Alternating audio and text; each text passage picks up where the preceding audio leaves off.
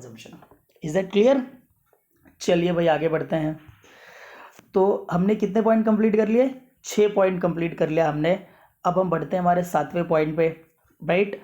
अब देखिए आपका 7वां पॉइंट क्या है, राइट। 7वां पॉइंट है measurement of a utility is a hypothetical.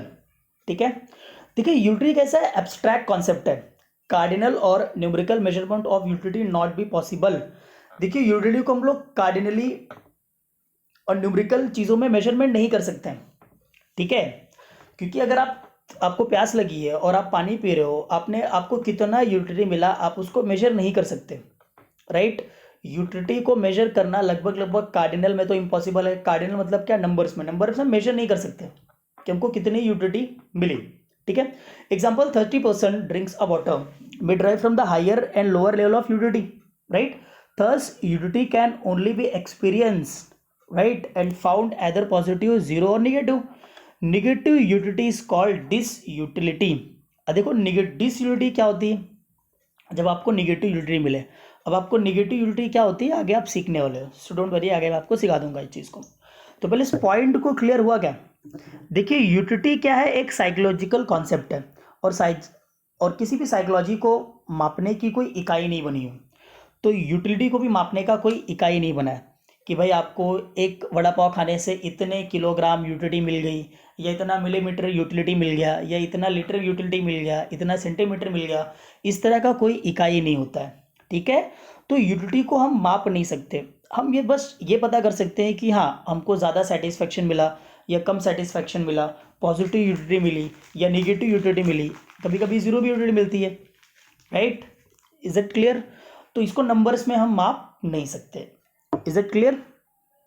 तो चलते हैं, अगला पॉइंट है utility is the multipurpose, right. ये क्या हो सकता है, यूटिलिटी इज मल्टीपर्पस, यानी कि एक कमोडिटी सेम टाइम पे, राइट, बहुत सारे वांट्स को सेटिस्फाई कर सकता है, सेवरल वांट्स को सेटिस्फाई कर सकता है। एग्जांपल आप इलेक्ट्रिसिटी ले लो।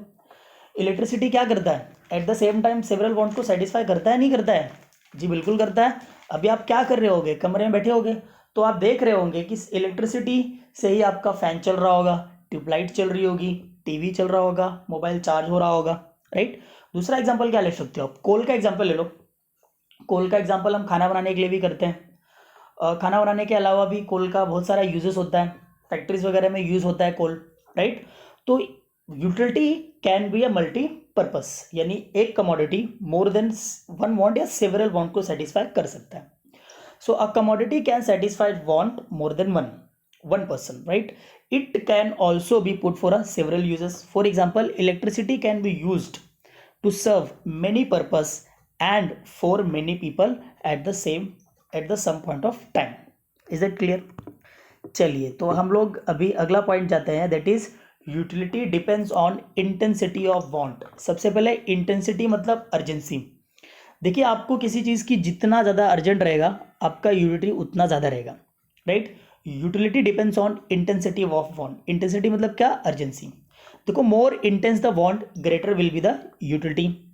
As and when urgency of want decline utility diminish. देखिए आपकी ज़रूरत जितना ज़्यादा अर्जेंट होगा आपको यूटिलिटी उतना ज़्यादा मिलेगी। जैसे ही वांट सेटिस्फाई हो जाएगी आपकी यूटिलिटी क्या हो जाएगी, डिमिनिश। डिमिनिश मतलब कम होना। Example, a hungry person finds more utility food, right, then the person who is not hungry. Simple चीज़ है ना। अगर दो लोग हैं, राइट, दो दोस्त है, सपोज आपको बहुत भूख लगी है लेकिन आपके दोस्त को भूख ही नहीं लगी हुई है। दोनों घर पे पहुंच गई खेलने के बाद, राइट, और मम्मी ने बोला बेटा खा ले। आपने बोला यार मम्मी बहुत भूख लगी, बिल्कुल दे दो। और साथ में दोस्त को बोला बेटा तू भी खा ले। उसने बोला नहीं माता जी मुझे यार भूख नहीं है बिल्कुल भी। बोला यार चेक कर ले, एक दो रोटी खा ले। उसने बोला चल ठीक है दे दे यार।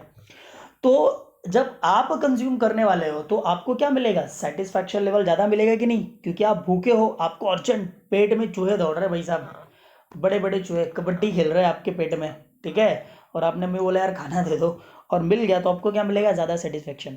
जबकि आपका दोस्त ऑलरेडी जो पहले से ही कुछ ना कुछ खा के आया हुआ है उसको उतना ज़्यादा यूटिलिटी मिलेगा क्या, नहीं मिलेगा। Is that clear? I hope ये पॉइंट आपको क्लियर रहेगा। तो चलिए अब हम आपका लास्ट पॉइंट कर रहे हैं फीचर का, that is utility is the basis of demand. Demand का मतलब क्या होता है, मांग करना, राइट, या कोई चीज़ खरीदना, उसको भी हम डिमांड बोलते हैं। देखिए कोई भी इंसान कोई कमोडिटी कब खरीदेगा, जब उसकी कोई उसके लिए उपयोगिता हो, यानी कि यूटिलिटी हो। अगर एक कमोडिटी है लेकिन अगर आपके लिए कुछ यूजफुलनेस ही नहीं है उसके अंदर, वो आपकी वांट को सेटिस्फाई नहीं करेगा, तो आप खरीदना चाहोगे? अब आपके टाइम पे आपके पापा बोले चल बेटा मैं तुझे अमिताभ बच्चन के टाइप का ड्रेस दिलाता हूँ, ठीक है, उसको मैं झाड़ू बहार ड्रेस बोलता हूँ, क्योंकि वो बेल बॉटम होता है, बड़ा सा बॉटम। यार पहले मैं भी बहुत पहनता था अब तो फिलहाल छोड़ दिए।